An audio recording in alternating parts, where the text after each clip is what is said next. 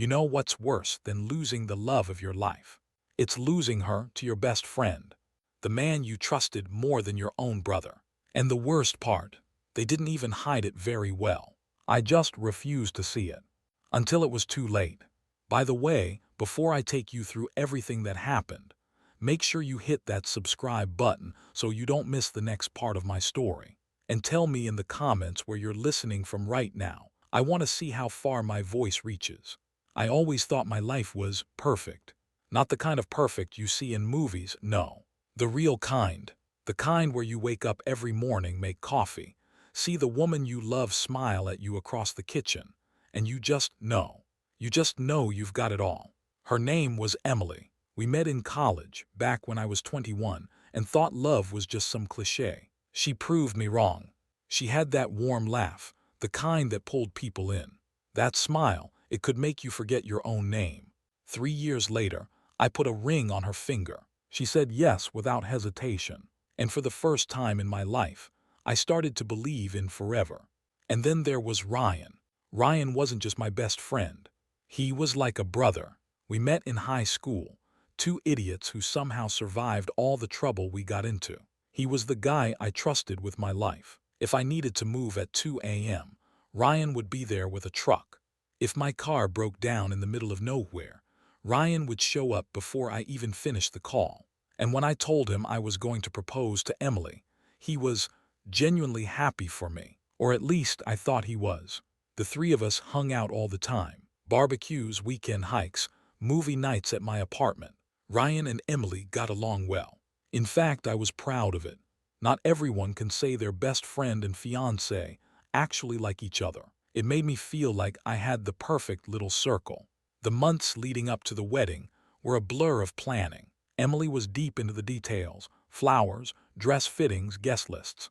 Ryan, on the other hand, was all about the fun stuff, bachelor party ideas, setting up music for the reception. He even offered to handle the sound system on the big day. I remember telling Emily, "You know, with Ryan helping us, nothing can go wrong." She smiled and said, "Yeah, he's really been amazing." Looking back, that line feels like a knife. But back then, it was just another reason to feel lucky. Our evenings were busy but warm. Emily would be at the dining table, laptop open, comparing flower arrangements. I'd be on the couch, scrolling through honeymoon destinations. Ryan would drop by sometimes, just to check in. He'd bring beer, crack jokes, and sometimes help Emily with her to-do list while I was busy with work emails. It never crossed my mind that there was anything wrong with that picture. Why would it? This was my best friend. This was the woman I was going to marry. One night, about 2 months before the wedding, we had a small get-together at my place. Just the three of us. Pizza, a couple of drinks, and a ridiculous game of charades. Emily was laughing so hard at something Ryan did, she actually had tears in her eyes. I remember looking at them and thinking, damn, I'm lucky. It didn't feel like a warning. It felt like happiness. But maybe there were little signs. Moments I brushed off. Like how Emily started dressing up a little more whenever Ryan was coming over. Or how sometimes when I walked into the room, they'd both stop talking. Nothing obvious. Nothing you could point at and say, something's wrong. Just small things. Small things that didn't add up, but I didn't notice. I trusted them. Blindly. Completely. That trust was about to become the most dangerous thing in my life. It was early February, a cold night in our little town in Oregon. Emily was on the couch, scrolling through Pinterest wedding boards. I was in the kitchen, washing dishes. Her phone buzzed on the coffee table. Normally, I wouldn't even think about touching it. But it buzzed again. And again. 3 times in under a minute. I dried my hands, picked it up, and saw the screen light up. It was a text message, but not just any text. It started with, "Can't stop thinking about last night." I froze. It wasn't from a name I recognized. Just a number.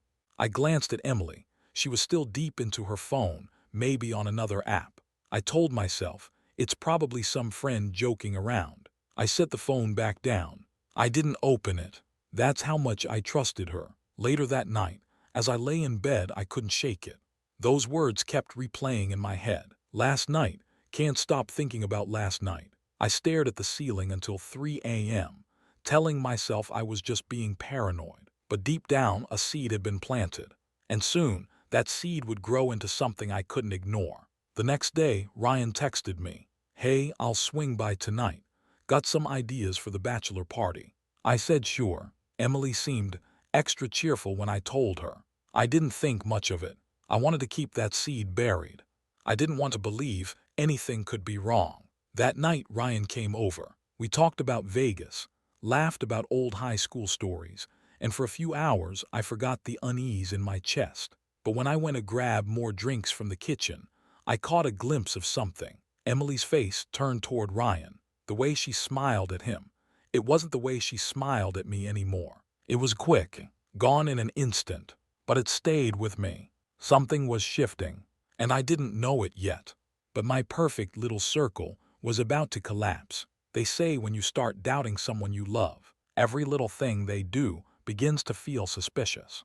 I wish I could tell you I ignored the thought, that I trusted Emily and Ryan so much, I just let it go. But after that text I saw on her phone, my brain wouldn't let me. The seed had been planted, and now every moment felt like I was watching them from the outside, looking for something, anything, to prove my paranoia wrong. A few days later, I came home early from work. Emily wasn't expecting me. She thought I'd be stuck in a late meeting. When I walked in, she was on the couch, smiling at her phone. Not just smiling, glowing. The kind of smile I used to get when I'd send her something sweet in the middle of the day. "Hey," I said, trying to sound casual. She jumped a little, locked her phone, and put it face down on the cushion. "Oh, you're home early," she said, her voice a little too bright. I told myself it was nothing, but my chest felt heavier. That night, I noticed something new. Emily had started locking her phone, something she'd never done before. She even took it with her when she went to the bathroom. I brushed it off, telling myself it was probably because of wedding planning stuff. Maybe she was talking to bridesmaids about surprises for me. But then Ryan's name started showing up on her screen more often. Text notifications at odd hours. Quick little smiles when she read them. The following weekend, Ryan called me. "Hey man, wanna grab a beer? Just us guy time." It sounded like a good distraction, so I agreed. We met at our usual spot, O'Malley's, a dim little Irish bar where we'd been regulars for years. We joked, laughed, talked about work. But the whole time, I kept thinking about his friendship with Emily. At one point, I straight up asked, "You and Emily getting along okay? She says you've been helping a lot with the wedding." He grinned and said, "Yeah, man, just trying to take some stress off her plate. You know how these things get." I nodded. On the surface, it sounded fine. But there was something in his tone, something that didn't feel like my best friend anymore. That night, I decided to test something. While Emily was in the shower, her phone buzzed on the bed. My heart pounded so loud, I was sure she'd hear it from the bathroom. I picked it up, locked of course, but the notification on the lock screen read, "Ryan, can't wait to see you tomorrow." Tomorrow. I didn't have plans with Ryan. Emily hadn't mentioned anything either.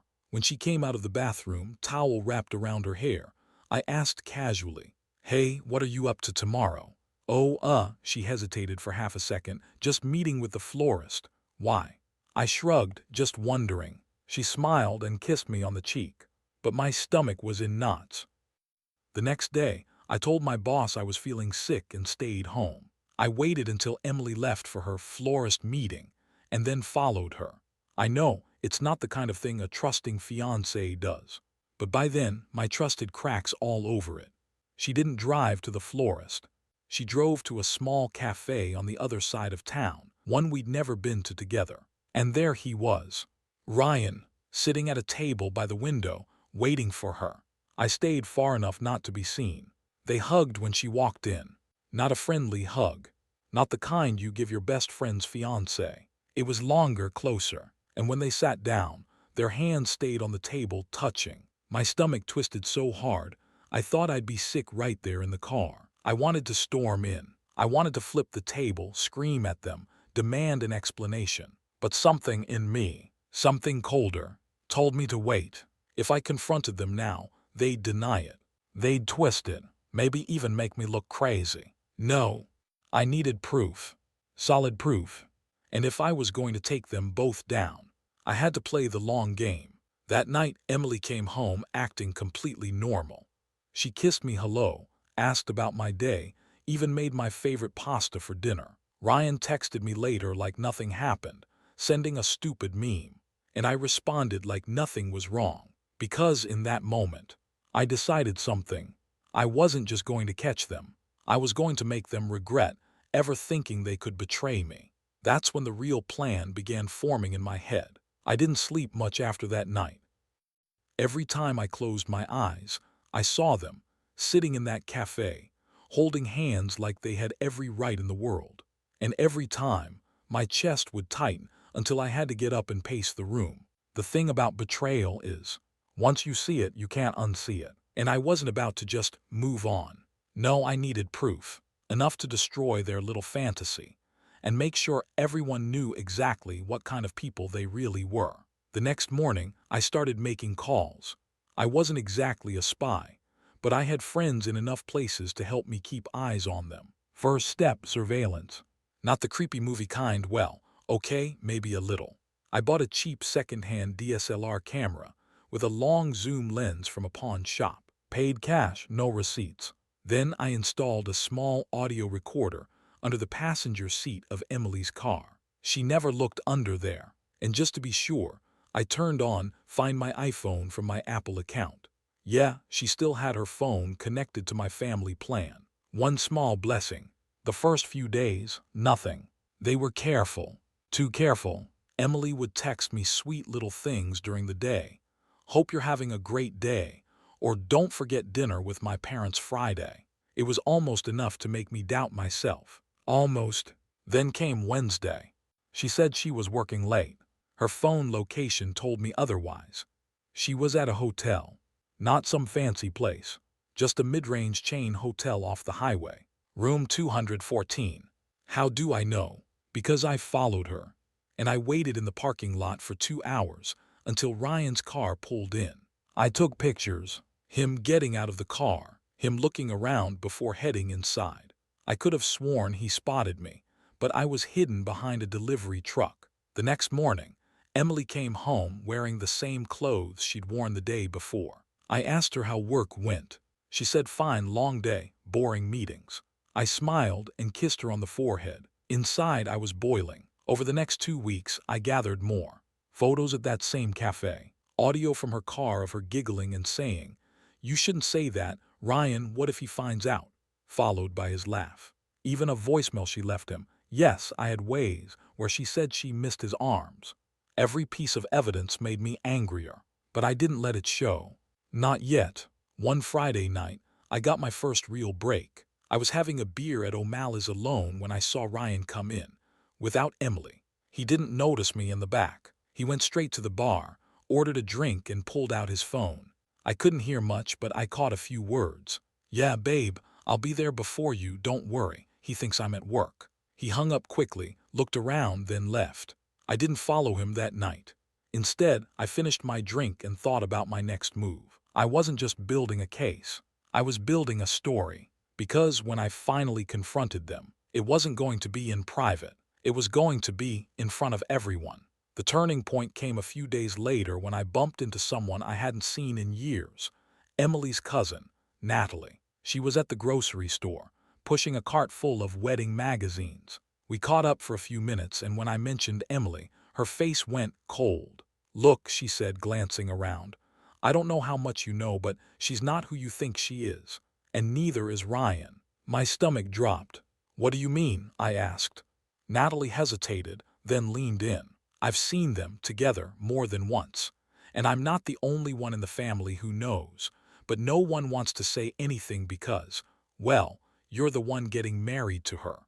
It hit me then. This wasn't just some little fling. People knew. And they were letting it happen. Natalie agreed to help me. She had her own reasons. Apparently, Emily had burned bridges in the family before. Within days, she sent me 2 videos from her phone. One of Emily and Ryan holding hands in the park, and another of them kissing in Ryan's truck. That was it. The final nail in their coffin. Now I had everything. Pictures, audio, video, witnesses. The only thing left was to decide when and how to use it.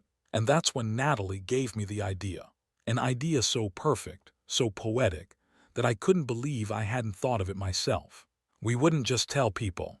We'd show them. At the wedding. In front of every single person they cared about. And for the first time in weeks, I smiled, because they had no idea that the man they thought they'd destroyed was already planning their downfall. They thought I was done. They thought I'd crawled into some dark corner, nursing my broken heart while they played house. Truth was, I'd never been more focused in my life. Natalie and I met twice a week, always at places where nobody would recognize us together. She'd bring her laptop, I'd bring the evidence. We didn't just have pictures and videos anymore. We had dates, locations, and a full-blown timeline of their affair. The first thing Natalie said when we sat down for our meeting at the quiet diner on 3rd Street was, "If you're going to do this, you need to go big, like movie big." I grinned. "Oh, trust me, this is going to be one hell of a premiere." Here, how the plan started taking shape. Infiltration. Natalie would get me on the guest list. She was family after all. Emily's parents had no clue she and I had spoken in weeks.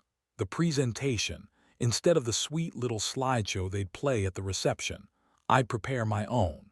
Same format, same music at first until it switched.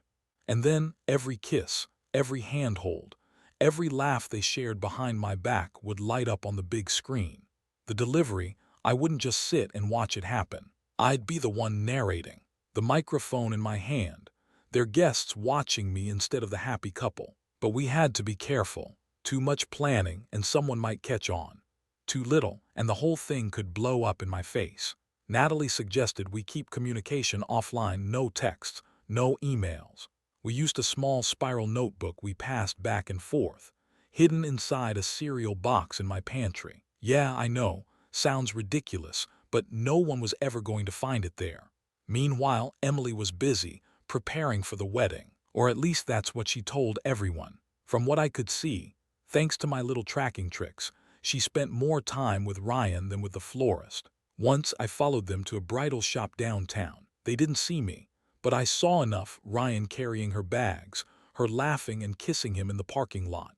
I took more pictures, not because I needed more proof, but because every shot would make the final slideshow unforgettable. The closer we got to the wedding date, the more I played the part of the heartbroken ex. If I saw mutual friends, I acted tired, distracted.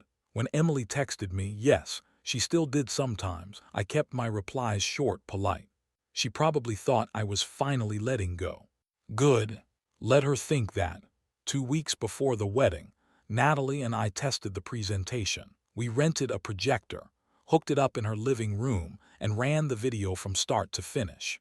It started sweet. Pictures of Emily as a kid, high school prom, college graduation. But halfway through, the song cut. The screen went black. And then, boom, the first photo of her and Ryan holding hands popped up. One after another, the evidence rolled out: cafe dates, hotel visits, voice recordings with subtitles. The last shot, her in a white dress, kissing Ryan in the bridal shop parking lot. When it ended, we sat there in silence for a moment. Natalie finally said, "This is going to destroy them." The hardest part was waiting. Every day that passed, my stomach burned with a mix of rage and anticipation. But patience was the key. I kept reminding myself, this wasn't about screaming or throwing punches. This was about letting them tear themselves apart, with nothing but the truth. A week before the wedding, I got a call from Emily's mom. She wanted to make sure I was doing okay. Apparently, Emily had told her that we drifted apart amicably. I almost laughed. Instead, I told her I'd be there at the ceremony to wish them the best. She seemed touched. Perfect. Natalie gave me the final piece of the puzzle that night. She managed to get her hands on the exact USB they were going to use for their slideshow. I swapped it with mine. Same file name, same first few minutes. They'd never know until it was too late. The night before the wedding, I stood in front of my bathroom mirror and practiced what I'd say. Not too long, not too emotional, just enough to make sure every person in that room understood exactly who these people were. I didn't want pity. I wanted respect. And maybe, deep down, I wanted to see their faces when the walls finally caved in. By the time I went to bed, everything was ready. The evidence, the speech, the calm mask I'd wear until the moment it all came crashing down. Tomorrow was showtime. There's a strange calm that hits you when you know exactly what's about to happen. It's not peace, it's something sharper, colder, like standing on the edge of a cliff, knowing the fall is coming, but also knowing you're the one who built the cliff in the first place. The morning of their wedding, I woke up before my alarm. No nerves, no hesitation, just focus. I shaved, put on the charcoal gray suit I'd bought months ago, back when I thought I'd be the groom wearing it. Funny how life flips the script. The ceremony was at a country club just outside the city, the kind of place with white pillars, glass doors, and staff that smiles at you like you just tipped them $100. Natalie was already there when I arrived. She met me at the edge of the parking lot, handing me the small black USB drive like it was a weapon. "It's in," she whispered. "No one checked?" I asked. "Please." They were too busy arguing about table placements. I smirked. Even perfect weddings have cracks. Walking through those double doors was like stepping into enemy territory. Every table was dressed in white linen and gold cutlery, soft piano music floating in the air. I could smell the floral centerpieces before I even saw them. Roses, lilies, something expensive I couldn't name. Guests milled about, glasses of champagne in hand. Some faces I recognized, mutual friends who avoided eye contact. Others were strangers, likely extended family. Emily's mom spotted me first. Her face lit up, and she walked straight over. "Oh, honey, I'm so glad you made it. Emily will be touched." I smiled. "She doesn't know I'm here yet." "No, I thought it'd be a nice surprise." "Yeah, a surprise." I caught my first glimpse of Ryan across the room. He looked exactly how you'd expect a groom to look, confident, polished, like the world was his. For a moment, his eyes met mine. He froze just for a second, then forced a smile. I gave him one right back. Let him wonder why I was here. Emily was harder to spot, but when I did, it hit me harder than I thought it would. She was in her gown already, a fitted white dress that flared at the bottom, lace sleeves hugging her arms. Beautiful, and completely rotten on the inside. I sat in the third row, just close enough to see everything, just far enough to not be obvious. The vows were standard, sickly sweet. Ryan promised her loyalty and devotion. I almost laughed. Emily promised to stand by his side through anything. The irony was enough to choke on. They kissed. The guests clapped. And I clapped too, slow and steady. It was almost over. After the ceremony, we moved into the reception hall. The DJ set up in the corner. Lights dimmed to that warm golden glow you see in romance movies.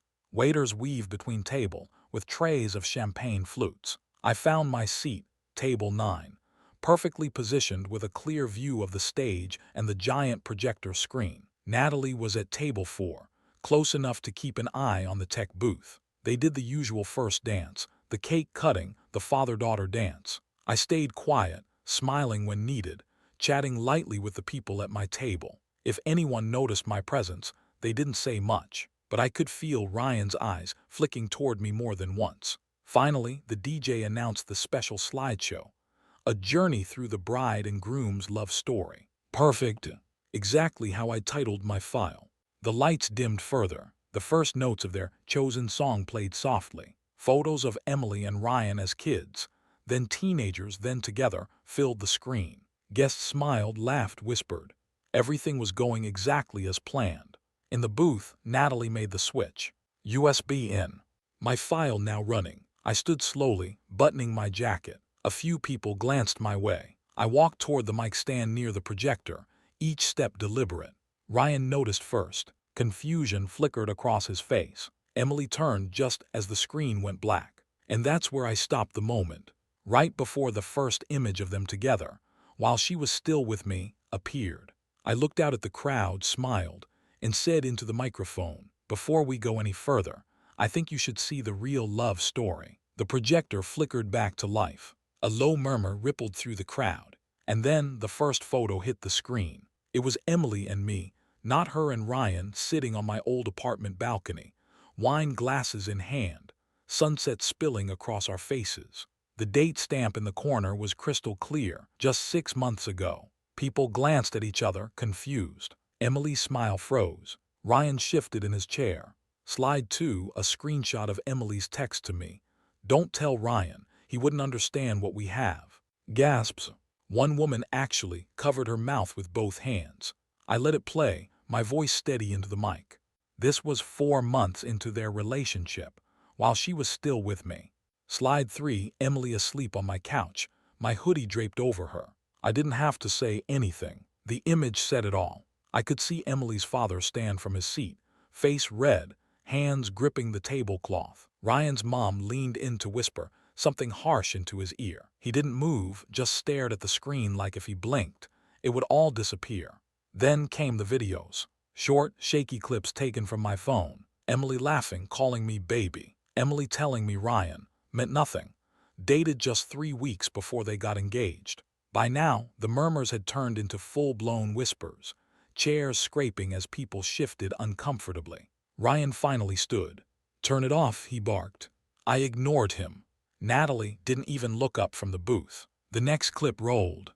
It was the one I'd debated showing, grainy but clear enough. Emily leaving my apartment at 7 a.m., and Ryan's car pulling into the driveway not even 10 minutes later. The timeline was damning. Someone in the back actually said out loud, "Oh my God." She stood now, voice shaking. "Stop this, you don't understand." I cut her off, my tone sharp enough to slice the air. "Oh, I understand perfectly. I was your backup plan, until he wasn't enough of a thrill anymore." The slideshow ended on one last image, Emily and Ryan kissing at a party, while my hand, holding her waist, was still visible in the corner of the frame. The lights came up slowly. For a moment, no one spoke. No one moved. Just the sound of someone's fork hitting a plate. I stepped away from the mic, letting the weight of it all hang there. Emily's eyes were glassy. Ryan's fists were clenched. I didn't run. I didn't shout. I just straightened my jacket and started walking toward the exit. Each step felt lighter than the last. At the doorway, I turned back just once. "I hope you two have the wedding you deserve," I said, voice calm, steady. And then I left. Natalie joined me in the parking lot, handing back the now empty USB. "You didn't even wait to see the explosion," she said. I smiled. "I've lived through enough of it. Let them deal with the rest." We stood there for a moment, the muffled chaos spilling out of the building behind us, raised voices, the scrape of chairs, the sound of something breaking. And for the first time in months, I felt free. When I woke up the next morning, my phone was already buzzing. At first, I thought it was just Natalie sending me updates. But no, it was a flood. Texts, missed calls, voicemails. Half from people I knew, half from numbers I didn't recognize. The wedding crash had gone viral. Apparently, one of the guests had filmed the entire thing. By sunrise, the video was on TikTok, Instagram, and Facebook. It had captions like, "Guy crashes wedding with proof bride cheated," and "This is how you ruin 2 lives in 10 minutes." Some clips had over 2 million views already. The comment sections were a war zone. Half the people calling me a hero, the other half calling me petty. I didn't care. For once, the truth wasn't buried. Emily's world crumbles. Around noon, I got a text from a mutual friend. "Dude, she's gone private on everything. People are destroying her in the comments." I checked for myself. Her Instagram locked. Facebook deactivated. The last post still visible was a photo from 2 days before the wedding, her in a white robe, holding a champagne glass. The comments were savage. "Wonder if that champagne tastes like betrayal." "Ryan, blink twice if you need help." Later that day, another friend called. He'd been at the reception after I left. "Bro, you missed it," he said, almost laughing. Ryan threw a chair. His own mom was screaming at him, Half the guests walked out. The DJ stopped playing. I pictured it. The perfect fairy tale turning into a public meltdown. It wasn't satisfaction I felt, not exactly. It was closure. Not everyone was happy with me. My mom called, her voice worried. "You didn't have to embarrass them like that," she said. But when I asked her if she thought I'd lied, she stayed quiet. Even a few mutual friends tried to guilt me. "Could have just walked away," one of them texted. Yeah, I could have. But walking away wouldn't have erased the months they stole from me. That evening, Natalie came over with takeout. She was grinning like she'd just won the lottery. Guess what? The venue is threatening to sue them for damages. Broken chairs, smashed champagne bottles, total mess. I laughed for the first time in weeks. Not because of the lawsuit, but because, for once, it wasn't my mess to clean up. Around midnight, my phone lit up. "Emily." I stared at the screen for a long moment before answering. Her voice was raw. "You didn't have to ruin me." I kept my tone calm. "You ruined yourself. I just turned on the lights." She tried to explain, spinning some story about confusion and bad timing. I didn't buy a single word. When she finally said, "I still love you," I hung up. The best part. The real twist came 2 days later. Ryan posted a vague Instagram story, just black text on a white background. "Some people aren't who they say they are." Rumor was they'd already split. Cheaters never trust each other for long. The quiet after the storm. For the first time in months, my apartment felt peaceful. No constant suspicion. No wondering if the person next to me was lying. It wasn't happiness exactly, but it was a start. It had been 3 weeks since the wedding crash. 3 weeks of no Emily. No Ryan. No drama, at least, not directly in my lap. The internet had mostly moved on, but every now and then, someone would recognize me. I'd hear it in the grocery store. "Hey, you're that wedding guy, right?" Some people wanted a selfie. Others just gave me that respectful nod, like I'd done something they wished they had the guts to do. I started sleeping better. Started eating like a human again, instead of living on coffee and whatever was closest to the microwave. I hit the gym. Got a new haircut. Even bought new clothes, not because I wanted to impress anyone, but because I wanted to look in the mirror and see me again. Natalie noticed. "You're actually smiling now," she said one afternoon as we sat at our usual cafe. "Guess I'm remembering how," I replied. About a month after the wedding, a package showed up at my door. No return address. Inside was a small velvet box. I opened it to find the engagement ring I'd given Emily. A note was tucked underneath, written in her handwriting. "I don't deserve to keep this. I'm sorry." No long speech. No desperate plea. Just that. I didn't feel angry. I didn't feel vindicated. I just put the box in a drawer and closed it. Through mutual friends, I heard that Ryan had lost his job. Turns out, his boss wasn't thrilled about all the publicity, especially the cheating part. Emily had moved back in with her parents. They weren't speaking to each other anymore.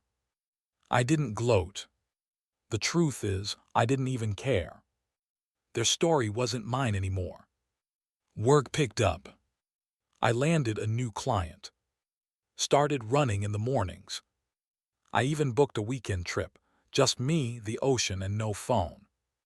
It was on that trip, sitting on a quiet stretch of beach with a beer in my hand, that I realized something. I wasn't waiting for an apology anymore. I didn't need one. One night, Natalie and I grabbed dinner at a small Italian place. Halfway through the meal, she slid her phone across the table. It was a news article. "Viral wedding scandal sparks new web series." Some independent production company had optioned the story, my story, for a drama series. They were looking for a narrator. Natalie smirked. You know, you are the guy who lived it. 2 weeks later, I was in a recording booth, wearing headphones, reading lines about me.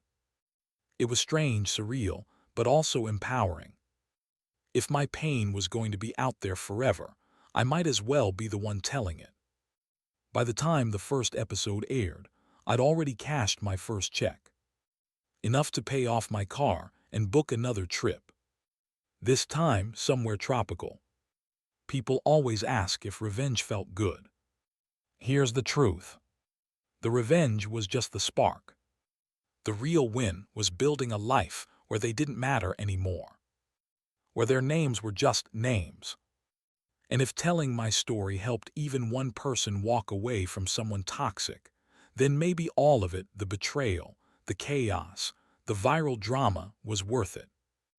Last week, I saw Emily in the grocery store. She froze when our eyes met. I just nodded politely and kept walking. Because the best revenge isn't making someone feel small. It's living so big they can't keep up. It happened on a Thursday night. I just wrapped a late recording session for the web series and was driving home through the quiet side streets. The kind of night where the air is cool, the roads are empty, and you almost forget the world can be messy. Then my phone buzzed. Unknown number. I almost ignored it, but something in me said to answer. Hi, it's me. Even after everything, I recognized Emily's voice instantly. It had that same softness it used to have when she'd call late at night, just to say she missed me. But now it was smaller, hesitant. I know I'm the last person you want to hear from, she began. You're right, I said flatly.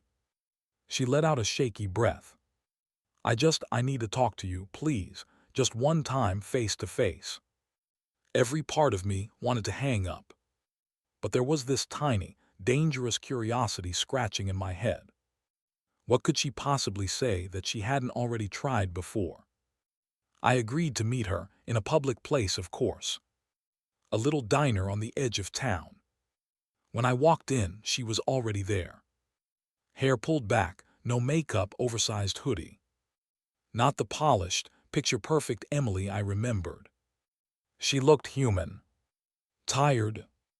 As I slid into the booth across from her, she gave me a weak smile. You look good, she said.